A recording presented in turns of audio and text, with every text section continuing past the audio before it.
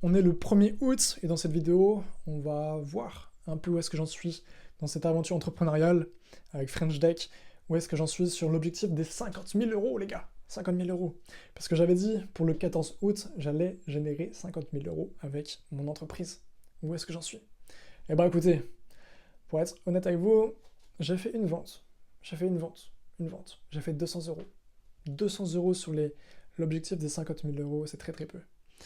Et là, ce que j'ai fait durant quelques semaines, parce que ça fait quelques semaines que j'ai pas posté sur YouTube, c'est que je me suis concentré sur l'acquisition et la prospection.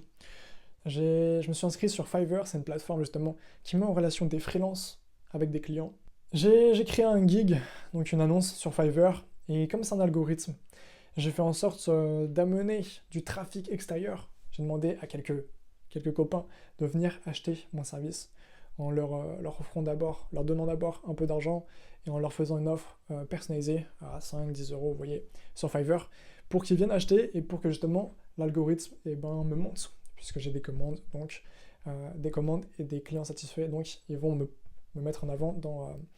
Donc ça a été la première chose, ça a été sur Fiverr, créer mon gig sur Fiverr. Ensuite, une deuxième chose, ça a été notamment de faire des campagnes d'outreach via ce qu'on appelle la grosse machine, la grosse Growth, la grosse machine. Donc j'ai appris à faire une campagne justement d'outreach, j'ai appris aussi le copywriting, parce que c'est super important. Donc j'ai appris le copywriting, j'ai appris les bases, la méthode AIDA, et notamment aussi quel type de message on devait faire en fonction de quel message on envoie, si c'est le premier ou si c'est le quatrième message qu'on renvoie à la personne, et on va pas dire la même chose, vous voyez. En gros, moi j'avais différents messages. Par exemple, le premier message c'était vraiment pour susciter une réponse. Ensuite, créer un peu de lien, lui proposer mes services.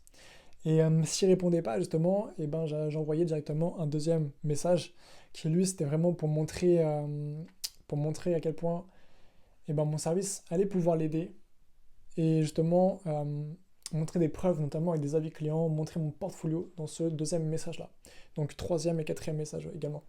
Donc j'ai fait de l'outreach en envoyant des messages via LinkedIn et aussi par email. Donc c'était pareil. C'était ça. Donc l'outreach, j'ai fait ça. Je vais vous montrer un petit peu sur mon écran à quoi ça ressemble. Donc là, concrètement, je suis sur ma campagne d'outreach. Et à quoi ça ressemble? Ça ressemble à ça, justement. À ça. Donc, on commence par insérer notre liste de prospects. Moi, j'ai eu ma liste de prospects grâce à Sales Navigator, donc via LinkedIn, c'est payant. Mais voilà, donc là, j'ai inséré 77 prospects. Et donc, ça commence tout d'abord en allant sur le profil de ces 77 prospects LinkedIn. Et ensuite, ça va ajouter automatiquement ces personnes-là sur LinkedIn. Et ensuite, quelques jours après, une fois qu'ils m'ont accepté, ça va envoyer un premier message. Et s'ils ne m'ont pas accepté, ça va envoyer directement un email. Ça va chercher l'email et ça va envoyer un email. Et automatiquement, s'ils ne répondent pas, ça renvoie encore un email. Et pareil pour les messages, s'ils ne répondent pas, ça renvoie un autre email. Et une fois qu'ils ont répondu, la campagne s'arrête pour ce prospect-là. Et donc, j'ai différents messages. J'ai dû écrire différents messages. J'ai différents messages en fonction si c'est le premier message, si c'est le deuxième, le troisième, le quatrième. Le premier message, c'est vraiment pour simplement créer une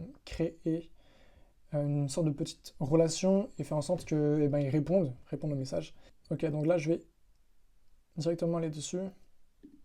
Et là, ça, c'était le premier message. Donc, ce qui est bien avec l'outreach et la grosse machine, c'est qu'on peut justement personnaliser les messages. Donc là, c'est le premier message. Voici à quoi il ressemble. Et donc là, j'ai personnalisé automatiquement avec le first name, donc le prénom de la personne, du profil, quoi, du profil de la personne. Donc là, c'est vraiment juste pour recevoir une réponse. Ensuite, là, s'il n'a pas répondu, je me permets de revenir vers vous, car je suis convaincu que ça sera du gagnant-gagnant d'externaliser la création de vos présentations. Donc voilà, c'est vraiment montrer que ça sera du gagnant-gagnant pour lui et prouver ça par justement de la preuve via des avis clients et via justement le portfolio sur mon site. Ok, donc ça c'est pour ça. Et ensuite, là j'ai un troisième message. Et là je lui rappelle justement l'offre que j'ai pour lui montrer à quel point ça peut être une bonne offre pour lui et qu'est-ce qu'il gagne. Donc voilà pour ça. Et ensuite, j'ai un quatrième message, bon, pour pas forcer non plus, mais juste, je dis premier, c'est le dernier message. Je l'explique très gentiment, bah, s'il n'a pas besoin de nous, c'est pas grave, on va pas forcer. Mais peut-être s'il connaît quelqu'un, eh ben, ça pourrait l'intéresser. Donc voici un peu les messages. Donc ça, c'est aussi avec du copywriting que j'ai appris ça. Et ensuite, c'est pareil pour les emails. Concrètement, c'est le même message. Donc ça, c'est pour l'outreach. Et sinon, également, j'ai fait de la publicité avec Meta Ads. Donc j'ai appris à créer des campagnes publicitaires. Et oui les gars, des campagnes publicitaires. Et donc là encore, c'était notamment le copywriting que j'ai dû faire. Donc là, c'était vraiment encore une fois le copywriting. C'était se poser quelle est ma cible. Et puis ensuite comprendre quel est le rêve, quelle est la douleur, quelle est la douleur de ma cible pour comprendre sur quel point, sur quel argument je devais justement jouer. Donc voilà pour ça, encore une fois, les campagnes publicitaires. J'ai fait beaucoup d'impressions, donc nombre de vues quoi, sur les posts, sur les publicités. J'ai eu un peu plus d'une centaine de personnes qui ont été sur mon site, qui ont cliqué sur le lien, mais j'ai pas eu de commande. Parce qu'en fin de compte, c'était peut-être pas la bonne cible, parce que bien que j'ai essayé à peu près manuellement de créer justement la cible, c'était peut-être pas la bonne cible. Et parce qu'en fait, le but c'est que j'ai un pixel que j'ai inséré sur mon site. Bon là, je rentre un peu plus dans les détails. Un pixel méta que j'ai inséré sur mon site. Et lui, le but c'est justement de savoir et d'analyser quel type de personnes achètent sur mon site. Mais étant donné que j'avais fait qu'une seule vente, et ben il n'a pas pu analyser, il n'a pas pu en déduire qui étaient ces personnes-là qui achetaient. Donc ça m'a pas forcément montré aux bonnes personnes. Donc même si elles venaient sur mon site, elles les achetaient pas quoi, tout simplement. Ok, et du coup là maintenant on se retrouve sur Business Manager de chez Meta. Donc c'est là où j'ai pu créer mes campagnes publicitaires justement. Donc là si je vais dessus, on peut voir concrètement à quoi ressemble une campagne publicitaire. Ok, donc là ça ressemblait à ça. Et concrètement le design, parce que là comme vous pouvez le voir, j'ai quatre publicités différentes en fonction justement du contenu textuel que j'avais pour savoir justement, pour tester lequel était le plus impactant, touchait le plus. Et aussi, j'ai changé les visuels en fonction des différentes publicités. Comme on peut le voir là. Hop, ok. Et du coup, concrètement, j'ai différentes campagnes, une campagne classique, simplement pour faire voir et montrer au plus grand nombre, en fonction de la cible que j'avais, mon service, mon entreprise. Donc là, ça a été montré à 4607 personnes et un nombre d'impressions de 6975 impressions, justement. Et donc, pour cette campagne, j'ai dépensé 67,95 €. Et ensuite, sinon, là, j'ai deux autres campagnes, des campagnes de retargeting. Donc, une fois qu'une personne a regardé ma campagne, qu'il a été intéressé par cette campagne, par exemple, qu'il a liké la campagne, qu'il a été sur mon site, et j'ai une autre campagne qui vient justement retargeter la cible pour lui montrer encore une fois mes publicités. Donc là, pour la campagne Trafic 2, j'ai dépensé 34 € avec un nombre d'impressions, avec 6085 impressions et une couverture de 2761 personnes. Donc là, le coût par clic, c'était 26 centimes. 135 personnes ont cliqué sur le lien. C'est quand même considérable, mais si j'ai eu aucune vente, ça veut dire que c'était pas forcément la cible et que juste elles ont été intéressées, ces personnes-là, pour aller visiter mon site, mais elles n'ont pas acheté. Et ensuite, pour l'autre campagne, j'ai dépensé 17,80 €. Donc voilà pour ça, j'ai fait Fiverr, j'ai fait l'outreach, j'ai fait également de la publicité, et voilà pour ça, c'était les bases. Mais là, et comment j'ai eu ma première cliente, c'est grâce au bouche à oreille et tout simplement avec le réseau. C'est pas fameux, mais c'est avec une collègue à ma mère. Et oui les gars, j'ai fait une seule vente sur les 200 € sur les 50 000 €, et en plus de ça, c'est une ancienne collègue à ma mère qui avait besoin d'une présentation PowerPoint professionnelle justement. C'est pas fameux, c'est vrai, mais bon, c'est comme ça les gars. Et autre chose aussi que je voulais vous dire, c'est que eh ben, c'est une très belle aventure. Et ce fut sans doute une très belle aventure parce que je pense que je vais arrêter French Deck. J'ai appris, j'ai grandi avec cette entreprise-là. J'ai appris énormément de choses, de connaissances et de compétences. Et ça, c'est juste incroyable, ça a changé ma vie. J'ai appris tellement de choses, que ce soit sur moi, euh, le développement personnel, que ce soit également sur la vie en général, sur ma mission de vie, sur ce que j'aimais faire de ma vie, sur ce que je voulais faire de ma vie. Donc ça m'a vraiment aidé, éclairé. J'ai pu aussi m'ouvrir à certaines personnes qui étaient dans ce milieu-là. Et j'ai appris énormément de choses. Et j'adore l'entrepreneuriat, quoi. J'adore l'entrepreneuriat.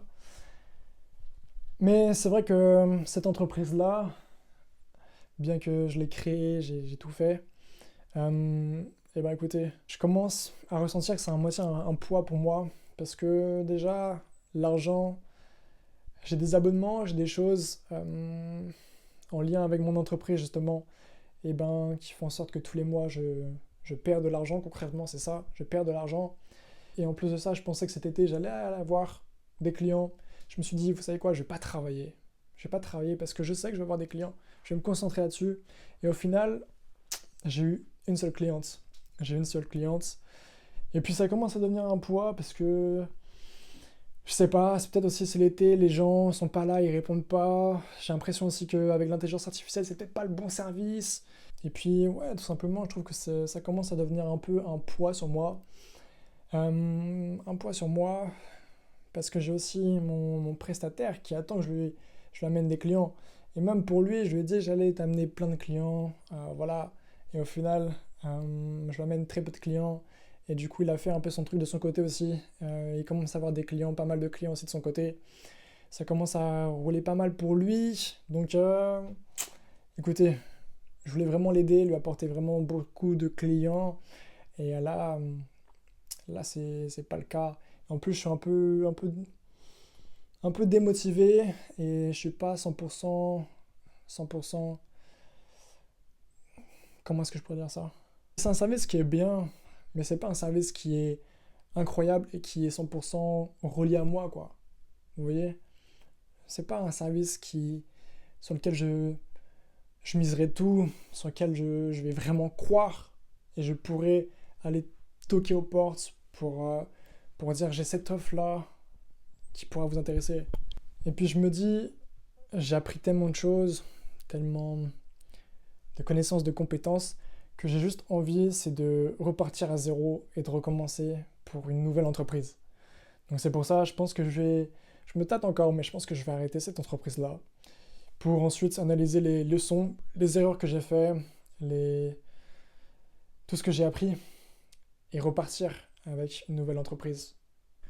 Et vous savez, même si cette entreprise, elle n'a pas fonctionné, et pourtant j'ai passé des centaines d'heures à travailler dessus, vraiment des centaines d'heures. Le midi, je mangeais rapidement, j'allais bosser. Durant la pause du matin, j'allais travailler. La pause de l'après-midi, j'allais travailler. Moi, je ne prenais pas de pause, j'allais directement travailler. J'amenais mon ordi tous les jours et j'allais travailler dessus, vous voyez. Même si j'ai passé des centaines d'heures, j'ai pleuré dessus. J'ai connu des hauts et des bas, vraiment des hauts et des bas avec cette entreprise. J'ai fait tellement d'erreurs et j'ai appris également tellement de choses, que là je me sens prêt à lâcher cette entreprise-là et ensuite recommencer à zéro une autre entreprise. Mais je vous dis bien, vraiment, c'est la meilleure décision que j'ai prise de ma vie. Je crois que c'est vraiment la meilleure décision que j'ai prise de ma vie. La meilleure, les gars, la meilleure. Parce que j'en sors vraiment grandi, j'ai appris tellement de choses. Comme je le disais, que ce soit sur moi, personnellement, sur ce que je veux faire de ma vie, sur le métier que je veux faire, et vraiment ce qui me plaît dans la vie, quoi. Ce qui me plaît dans la vie, donc j'en sors vraiment grandi. Et je crois même que je préfère avoir échoué cet objectif des 50 000 euros plutôt que de l'avoir réussi. Je m'explique.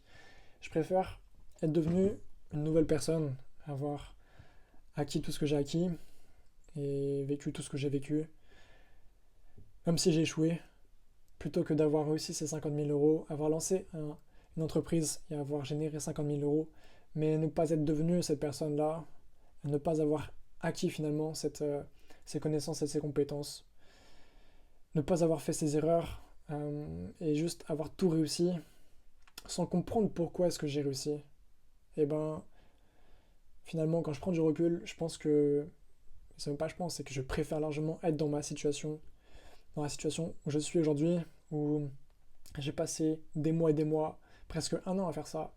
J'ai commis toutes les erreurs possibles, je suis tombé dans tous les pièges possibles, j'ai fait tout ce qu'il ne fallait pas, etc. Et certains pourraient dire que j'ai perdu un an de ma vie, je me suis sacrifié un an, mais en réalité j'ai appris tellement de choses et j'adore ça, j'ai adoré cette aventure-là.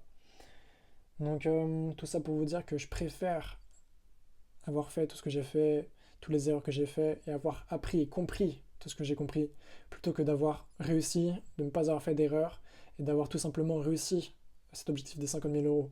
Parce que un point clé, c'est que j'ai bien compris que l'argent, en réalité les gars, c'est rien du tout. C'est rien du tout l'argent les gars. C'est rien du tout, c'est pas ça qui va vous faire lever le matin, c'est pas ça qui va vous motiver vraiment. Moi quand je faisais mon entreprise, et quand j'ai lancé mon entreprise, au début c'était cet objectif-là, et rien que cet objectif-là. Mais au final, quand tu as des moments de doute, des moments de mou, et ben tu t'accroches à autre chose. Et parfois tu sais même pas à quoi t'accrocher, donc tu es juste démotivé. Et même t'as beau te dire que ouais, tu vas gagner beaucoup d'argent, etc. C'est pas ça qui te fait lever le matin, mec. Genre, c'est pas ça qui te fait lever le matin. L'argent, c'est une conséquence de ce que tu produis. C'est si tu as un service de qualité et si tu apportes vraiment de la valeur, c'est logique que tu gagnes de l'argent. Et c'est bien de gagner de l'argent. Mais ça doit pas être un objectif. Ça doit pas être un objectif. L'objectif, ça doit être de devenir cet entrepreneur-là, d'avoir acquis les connaissances, les compétences-là, de t'être amélioré et du coup, avec ces connaissances et compétences-là, avoir créé ce business qui te permet d'offrir de la valeur à des clients et donc, en échange, d'avoir gagné cet argent-là. Mais c'est juste une conséquence. C'est juste une conséquence. Et ça ne doit pas être l'objectif premier. Tu ne dois pas travailler pour l'argent, justement. C'est ce que disait Charles Aznavour. Il ne faut pas travailler pour l'argent. Tu travailleras pas pour rien. Tu travailleras pas pour rien, mais pas pour l'argent. Ça ne doit pas être ta priorité, tu vois. Tu comprends? Donc c'est pour ça. Et moi, j'ai compris que ce que j'aimais, c'est vraiment aider les gens. Aider les gens. Que ce soit en leur offrant un service incroyable. Vraiment les aider à lever de l'argent. Ça peut être les aider vraiment à faire ci, ça. Et c'est aussi d'aider mon prestataire pour qu'il change sa vie, pour qu'il gagne bien sa vie, pour qu'il offre des cadeaux à sa famille, etc. C'est ça qui me faisait continuer. Et là, quand je vois que il commence un peu à, faire son petit bout de chemin aussi de son côté, je lui avais promis de lui apporter plein de clients, et au final, je ne lui ai pas apporté de clients. C'est normal.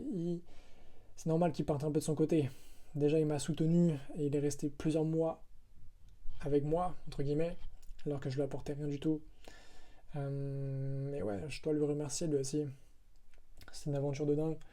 Mais ouais, à tous les jeunes entrepreneurs qui veulent justement créer leur business pour gagner de l'argent, c'est pas bon ça.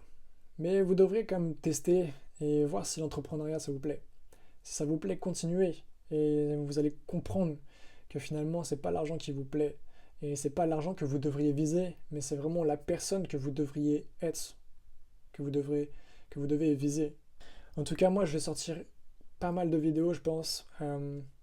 Pas mal de vidéos pour justement partager, transmettre ce que j'ai appris avec cette aventure-là. Parce que j'aime beaucoup aider les gens. Et j'aurais aimé qu'on me dise tout ça, toutes ces erreurs à ne pas faire, toutes ces choses sur la vie, sur le développement personnel, sur l'entrepreneuriat. Donc je vais partager tout ça. Et puis voilà, en tout cas moi je vous dis à une prochaine fois. Ciao, c'était Aubin.